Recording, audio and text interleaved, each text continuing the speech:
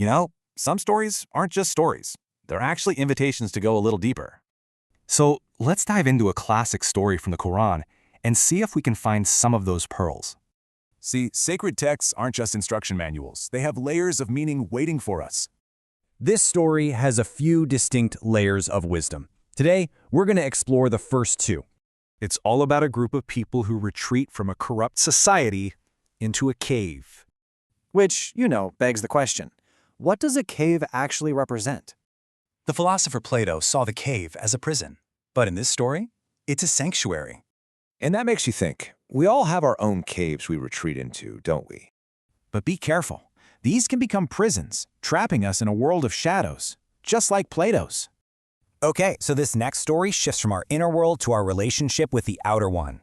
It all centers on this key idea called imanat, a total rethink of what ownership means. So you have to ask yourself, do you own your possessions, or have they started to own you?